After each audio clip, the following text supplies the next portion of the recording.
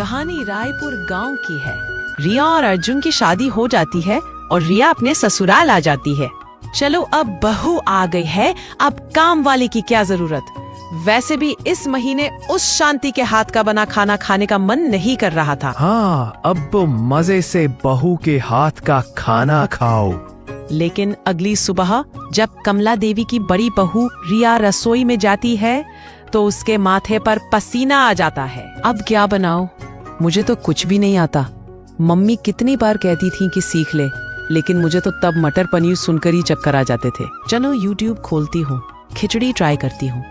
कुछ देर बाद, अरे बहू, ये खिचड़ी बनाई है या पेंट का पानी? ये तो गाय भी ना खाए। माँ जी सच बताऊं, पापा ने आप सबसे झूठ बोला था।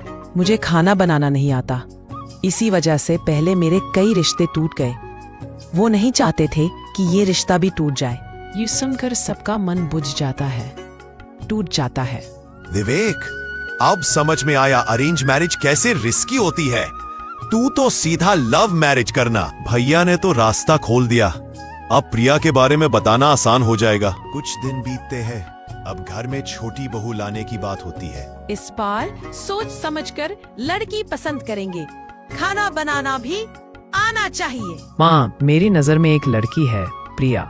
वो कमाल का खाना बनाती है और हम एक दूसरे को पसंद भी करते हैं। खाने का नाम सुनकर ही सब खुश हो गए, मजा आ गया। फिर सबकी रजामंदी से प्रिया छोटे बेटे विवेक की पत्नी बनकर घर आती है। माँ जी, अब मैं आ गई हूँ। अब आपको किसी बात की चिंता नहीं करनी पड़ेगी। अगली सुबह प्रिया पहली बार किचन में जाती है। आज ऐसा ब्रेकफास्ट बनाऊंगी कि सब उंगलियां चाटते रह जाएंगे। वो बनाती है पालक पराठा, सूजी टोस्ट, सेवइयां खीर और फ्रूट चाट। वाह बहू, तेरे हाथों में तो जादू है। दोपहर को मोहल्ले की औरतें मुंह दिखाई के लिए आती हैं। प्रिया उनके लिए भी शानदार खाना बनाती है।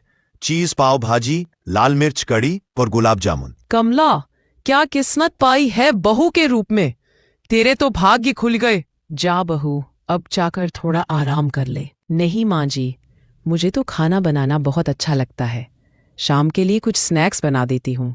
अरे छोड़ो यार, थोड़ा रेस्ट भी कर लो। तुम जाओ, मैं बस थोड़ी देर में आती हूँ। शाम को वह बना देती है मकई भजिया, इलायची वाली चाय और दही कचौरी। लेकिन सुबह से इतना खाकर सबके पेट फटने की कगार पर पहुंच जाते हैं। जान बची तो लाखों पाए। एक को खाना बनाना नहीं आता और दूसरी खाना बनाकर ही हमारी जान ले रही। मजबूरी में कमला और रिया को खाना पड़ता है और रात भर दोनों टॉयलेट भागती हैं। अगले दिन फिर वही हाल, और भी ज्यादा पकवान, बेसन चीला, नारियल लड्डू, राजमा टिक्की। सब घर वाले कोई ना कोई बहाना बनाकर बाहर निकल जाते हैं। देवरानी जी, अगर आपने रसोई छोड़ी नहीं तो या तो मेरा पेट फटेगा या मैं मायके चली जाऊंगी। लेकिन खाना बनाना मेरी हॉबी है। अगर आपने मुझसे ये छीन लिया तो मैं घर छोड़ दूंगी। रिया की सास सोचती है एक आइडिया। क्यों ना तुम दोनों टिफिन सर्विस शुरू कर लो।